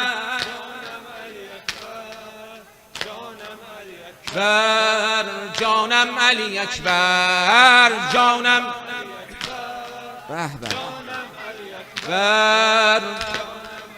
اکبر، جانم علی اکبر، یک لحظه گشا چشم ای، یک لحظه گشا چشم ای نور بصر لیلا، ای غرفه به خاک و خون قرص قمر لیلا، یک لحظه گشا چشم ای نور بصر لیلا، ای غرفه به خاک و خون قرص قمر لیلا، داغ تو دلم را بر قصه نشانده، داغ تو دلم را بر قصه نشانده، چیزی دگر از این جسم تو نمانده، چیزی دگر از این جسم تو نمانده، جانم علی اکبر، جانم علی اکبر،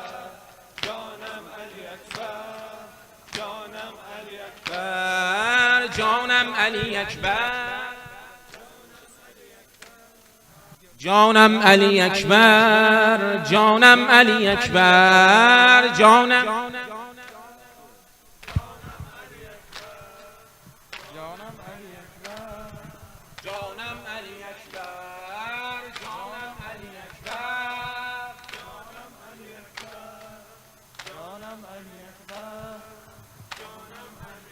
This is the prayer between me and Allah.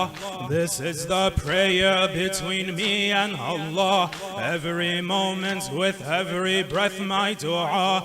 Dear God, where's the avenger for all Allah? I heard this prayer coming from Karbala. Allahumma ajjal لوليك الفرج، اللهم عجل لوليك الفرج، اللهم عجل لوليك الفرج،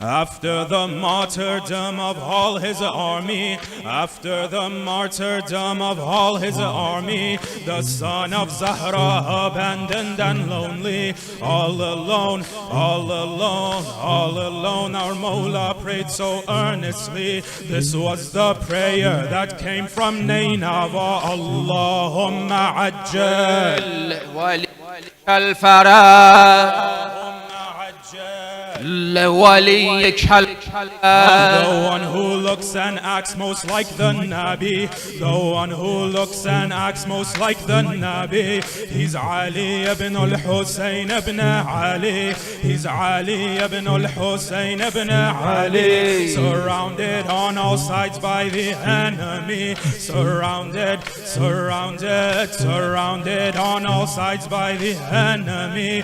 His body cut to pieces, this was his plea. Allahumma ajjal, Allahumma ajjal لوليك الفرج. The one who looks and acts most like the Nabi, he's Ali ibn al-Hussein ibn Ali, surrounded on all sides by the enemy. Irban irba his body, this was his plea. Allahumma ajjal لوليك الفرج Allahumma ajjal. لوليك الفرج. The banner bearer when he went to Furat, the banner bearer when he went to Furat, drinking no water, he had only one thought, one arm cut off and with the other he fought. His only prayer that from his Lord he sought. Allahumma ajjal, عجل لوليك الفرج Allahumma ajjal. لوليك In the arms of his father dying of thirst, in the arms of his father dying of thirst, death by the thirst or arrows, which one is worse? The three-pronged arrow shot at him by the curse. Ali al-Asghar prayed to Allah this verse. Allahumma ajjal, عجل لوليك الفرج Allahumma ajjal. الفرج. Laying on the ground covered with wounds and pain, laying on the ground covered with wounds and pain. Through his blood-soaked eyes he watched as someone came.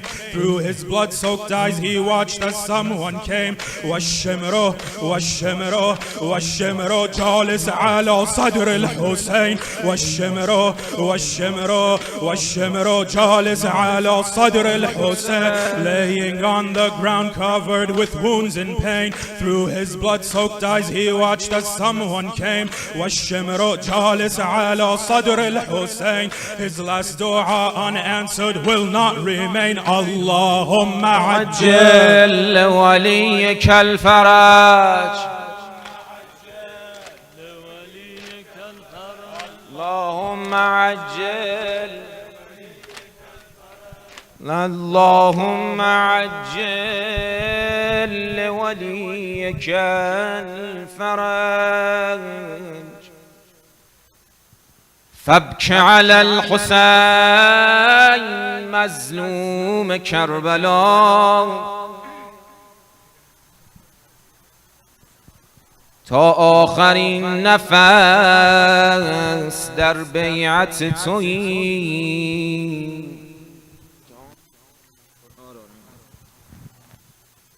ای عشق ما حسین ما ملت تویی ان كنت باكيا لشيء فابك على الحسين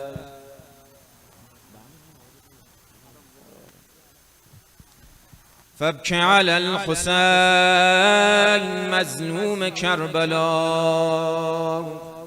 زنده شده از آن با صوت اکبرت جانها فدای آن الله اکبرت وای حسین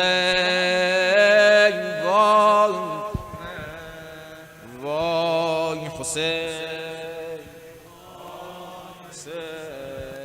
وای حسین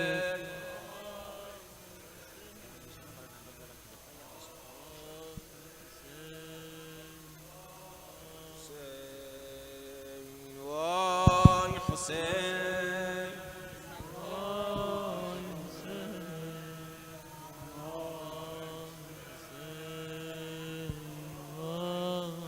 بدر هاشمیون میر حیدریون مهر فاطمیون آمد از خیمه بیرون بدر هاشمیون میر حیدریون مهر فاطمیون آمد از خیمه بیرون قد و بالا کمال علوی ماهرنا جمال علوی قد و بالا کمال علوی ماهرنا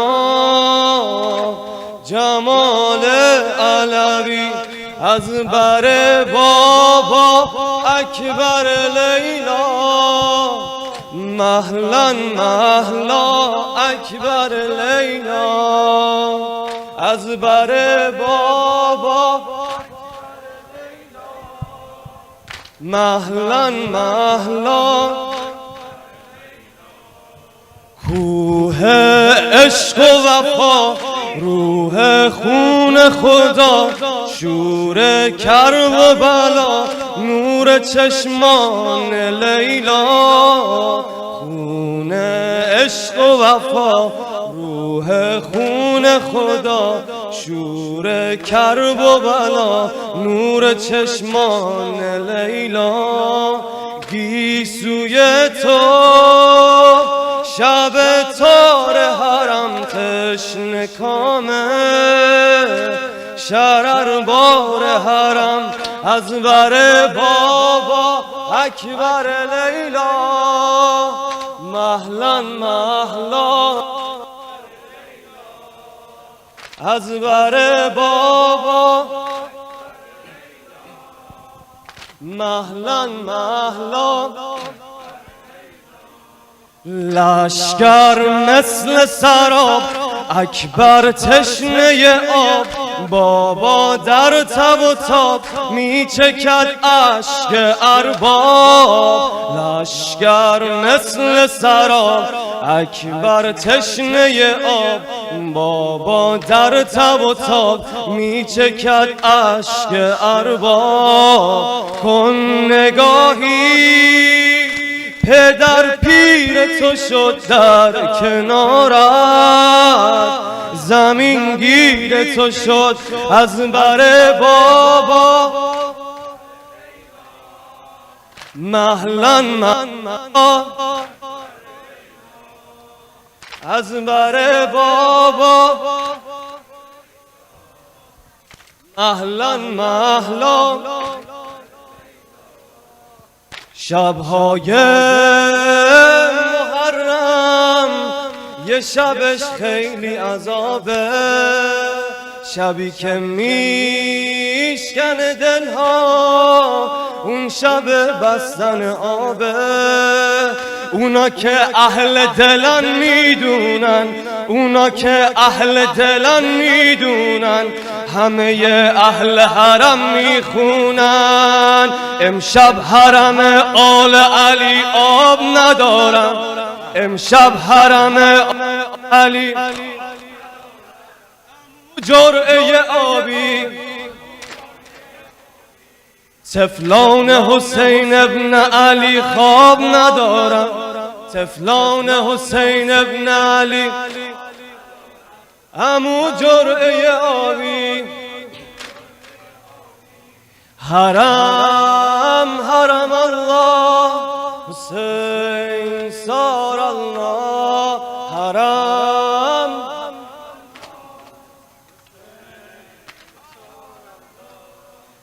میبینم میدون مشکو با تموم شور و احساس برمیدارم قدمامو به به سوی حضرت عباس.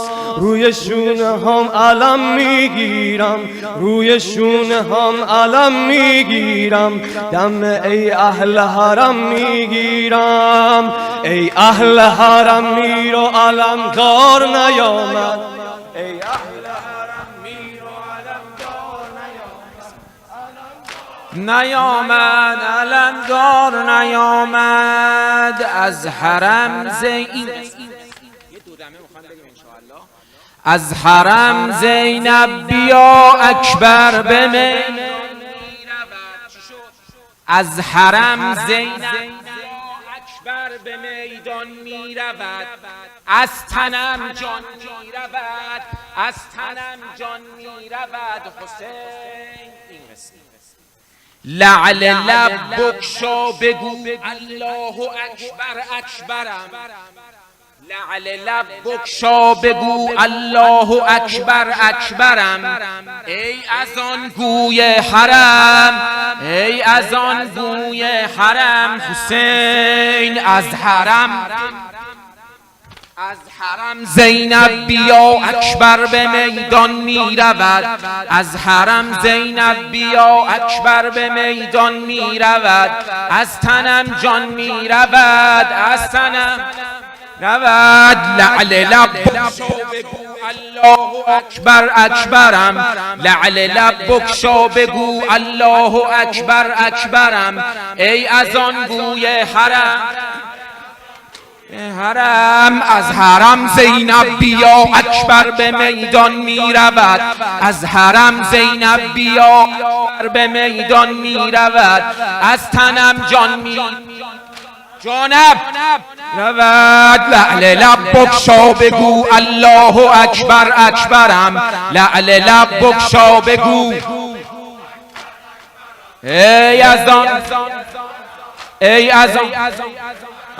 از حرم زینب بیا اکبر به، از حرم زینب بیا اکبر به می.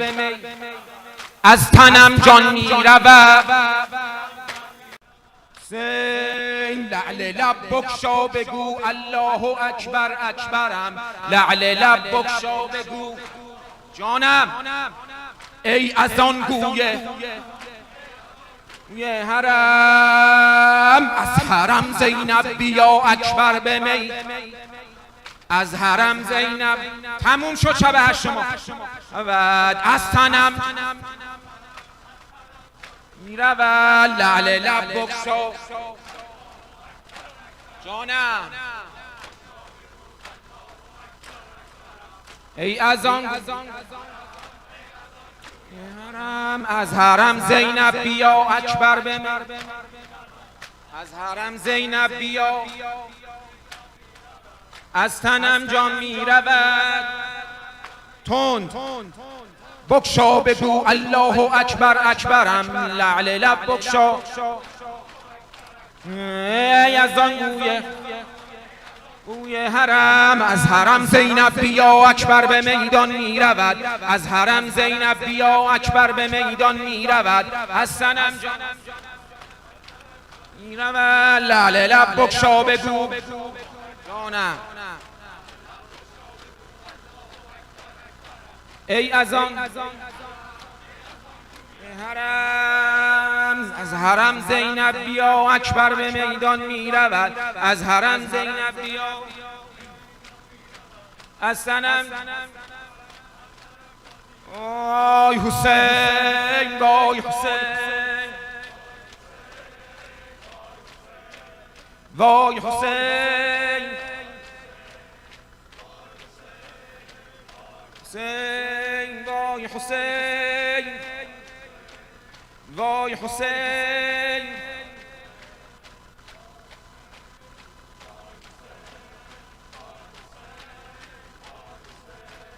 ای علی اکبر حسین، علی اکبر حسین.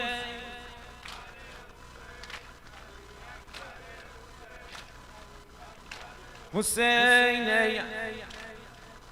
علی اکبر حسین. حسین ای امید خیمه ها، ای شبیه مصطفی، ثانی حیدر حسین، ثانی حیدر حسین، ای علی اکبر حسین، علی جانم اکبر حسین، ای نفس های حسین، ای نفس های حسین، ماه زیبای حسین، ماه زیبای حسین، ثانی حیدر حسین، ثانی حیدر حسین، ای علی اکبر حسین. تموم شد، شب هشتم تموم شد. حسین علی اکبر حسین، ای بدر هاشمیون، ای میر حیدریون، ای بدر هاشمیون، ای میر حیدریون، ای مهر فاطمیون، ای مهر فاطمیون، ثانی حیدر حسین، ثانی حیدر حسین، ای علی اکبر حسین.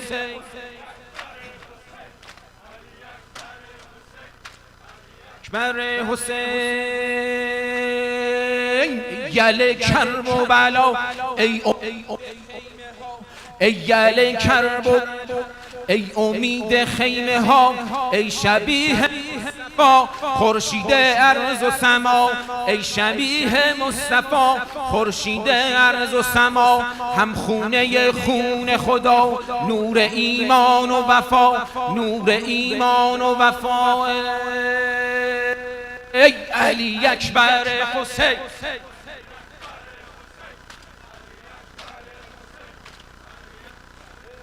ای که در دست خود داری کلید عرش اعلی، حیدر او حیدر،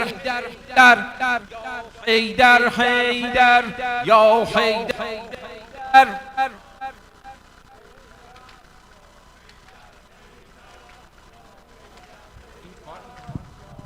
در حیدر،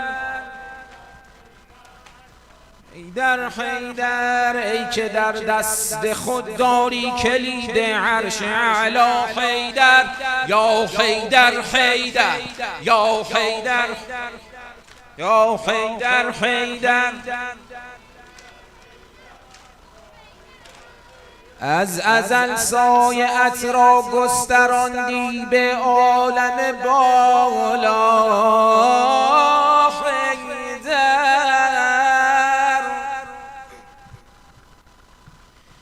از ازل سایه‌ات را گستراندی به عالم بالا، حیدر از روز اول عالم در عالم قبله بودی، بین هر سینه آشفته داری حرم معلا، حیدر هرچه داریم و نداریم از تو است، حیدر امیر المؤمنین. گر بر عزای حسینت بر سر و سینه میزنیم، به برکت تو است حیدر امین. چشمت عین الیقین است، دستت حبل المتین است، حیدر امیر المؤمنین. صلی الله علیک یا رسول الله، صلی الله علیک یا امیر المؤمنین، صلی الله علیکم یا اهل بیت النبوة و رحمت الله و برکاته. السلام علیک یا ابا عبدالله و علی الارواح التي حلت بفنائك، عليك مني سلام الله أبدا ما بقيت وبقي الليل والنهار، ولا جعلك الله آخر العهد مني لزيارتكم. السلام على الحسين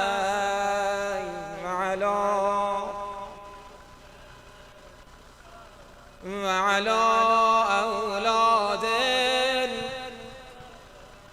وعلى أصحاب الحسين الذين بذلوا مهجهم دون الحسین علیه السلام. خدایا به برکت این ایام و این شبها این دستهای گدایی رو بالا بیار برای دعا انشاءالله. همه با شب 8 محرم هم تمام شد.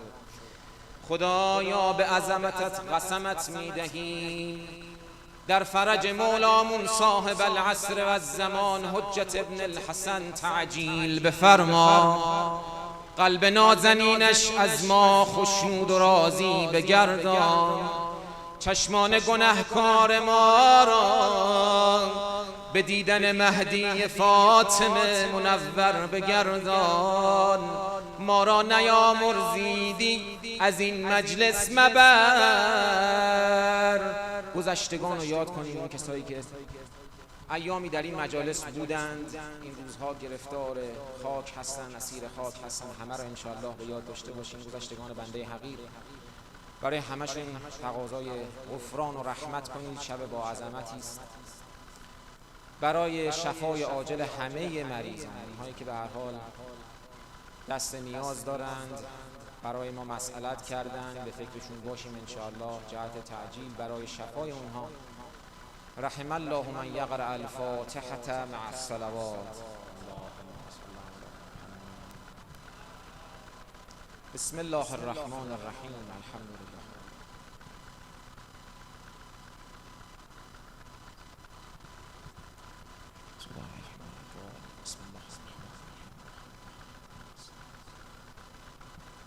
السلام عليك يا مولانا يا رسول الله. السلام عليك يا أمير المؤمنين. السلام عليك يا فاطمة الزهراء.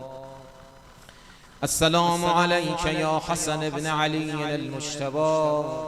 السلام عليك يا حسين بن علي الشهيد. السلام عليك يا علي بن الحسين السجاد زين العابدين. السلام عليك يا محمد بن علي باقر علم النبيين. السلام عليك يا جعفر بن محمد الصادق. السلام عليك يا موسى بن جعفر الكاظم. السلام عليك يا غریب الغرباء، اونایی که دلتنگ رضا شدن، یا معین الضعفاء السلطان ابا الحسن یا علی بن موسى الرضا. السلام عليك يا محمد بن علي الجواد. السلام عليك يا علي بن محمد الهادي. السلام عليك يا حسن بن علي العسكري. السلام عليك يا حجة بن الحسن المهدي الخلف الحجة ورحمة الله وبركاته.